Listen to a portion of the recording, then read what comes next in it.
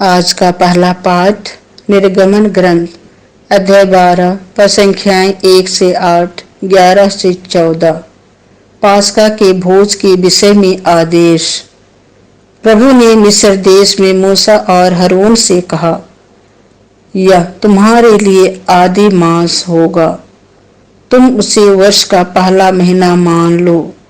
इस्राएल के सारे समुदाय को यह आदेश दो, इस महीने के 10वें दिन हर एक परिवार एक एक मेमना तैयार रखेगा।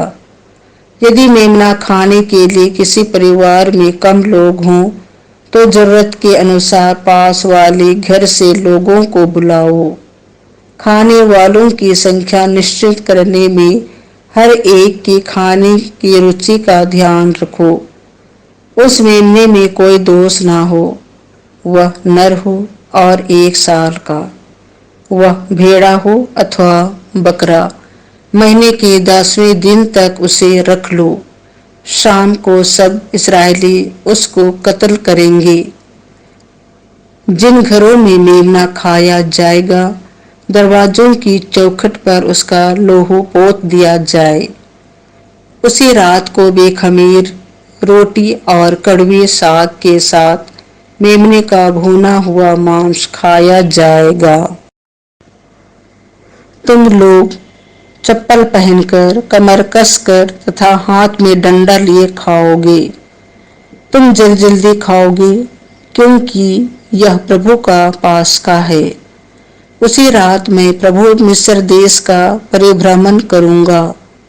मिस्र देश में मनुष्यों और जानवरों के सभी पहलौठे बच्चों को मार डालूंगा और मिस्र के सभी देवताओं को भी दंड दूंगा।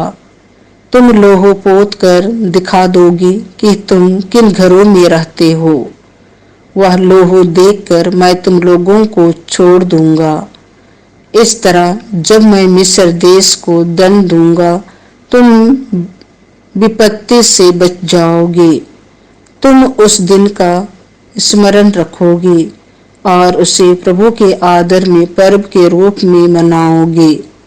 तुम उसे सभी पीढ़ियों के लिए अनंत काल तक पर्व घोषित करोगे। यह प्रभु की वाणी है। आज का दूसरा पाठ कुरिन्थियों के नाम संत पौलुस का पहला पत्र अध्याय 11 पद संख्या 23 से 26। जब जब आप यह खाते अथवा पीते हैं, प्रभु की मृत्यु घोषित करते हैं। भाइयों, मैंने प्रभु से सुना और आप लोगों को भी यही बता दिया है कि जिस रात को प्रभु यीशु पकड़वाए गए, उन्होंने रोटी लेकर धन्यवाद की प्रार्थना पढ़ी और उसे तोड़कर कहा, यह मेरा शरीर है, यह तुम्हारे लिए है, यही मेरी स्मृति में किया करो। इसी प्रकार ब्यारी के बाद उन्होंने प्याला लेकर कहा, यह प्याला मेरे रक्त का नूतन विधान है। जब जब तुम उसमें से पियो तो यही मेरी स्मृति में किया करो। इसीलिए जब जब आप लोग यह रोटी खाते और यह प्याला पीते हैं, आप प्रभु के आने तक उनकी मृत्यु की घोषणा करते हैं। यह प्रभु की वाणी है। संत यूहन्ना के अनुसार पवित्र सुसमाचार अध्याय 13 पद संख्याएं 1 से 15। उन्होंने अपने प्रेम का सबसे बड़ा प्रमाण दिया। वह पास्का पर्व का पूर्व दिन था। यीशु जानते थे कि मेरी घड़ी आ गई है और मुझे यह संसार छोड़कर पिता के पास जाना है। वह अपने शिष्यों को जो इस संसार में थे प्यार करते आए थे और अब अपने प्रेम का सबसे बड़ा प्रमाण देने वाले थे। शैतान ब्यारी के समय तक सिमोन इस्करियोती के पुत्र यूदस के मन में यीशु को पकड़वाने का विचार उत्पन्न कर चुका था। यीशु जानते थे कि पिता ने मेरे हाथों में सब कुछ दे दिया है। मैं ईश्वर के यहाँ से आया हूँ और ईश्वर के पास जा रहा हूँ। उन्होंने भोजन पर से उठकर अपने कपड़े उतारे और कमर में अंगोछा बांध लिया। तब वह परात में पानी भरकर अपने शिष्यों के पैर धोने और कमर में बंधे अंगोछे से पोंछने लगे।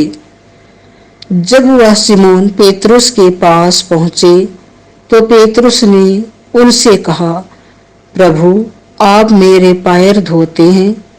यीशु ने उसे उत्तर दिया, तुम अभी नहीं समझते कि मैं क्या कर रहा हूं, बाद में समझोगे।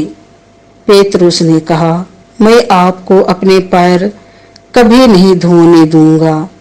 यीशु ने उसे उत्तर दिया, यदि मैं तुम्हारे पैर ना धोऊं तो तुम्हारा मेरे साथ कोई संबंध नहीं रह जाएगा। इस पर सिमोन पेतरुस ने उनसे कहा, प्रभु, तब तो मेरे पैर ही नहीं, मेरे हाथ और सिर भी धोइए। यीशु ने उत्तर दिया, जो स्नान कर चुका है उसे पैर के सिवा और कुछ भी धोने की जरूरत नहीं, वह पूर्ण रूप से शुद्ध है। तुम लोग शुद्ध हो, परंतु सबके सब नहीं। वह जानते थे कि कौन मेरे साथ विश्वासघात करेगा, इसीलिए उन्होंने कहा, तुम सबके सब शुद्ध नहीं हो। उनके पैर धोने के बाद वह अपने कपड़े पहनकर फिर बैठ गए और उनसे बोले, क्या तुम लोग समझते हो कि मैंने तुम्हारे साथ क्या किया है? तुम मुझे गुरु और प्रभु कहते हो और ठीक ही कहते हो, क्योंकि मैं वही हूँ। इसलिए यदि मैंने प्रभु और गुरु होकर तुम्हारे पैर धोए हैं तो तुम्हें भी एक दूसरे के पैर धोने चाहिए।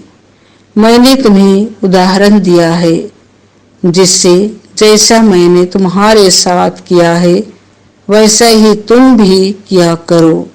यह प्रभु का सुसमाचार है।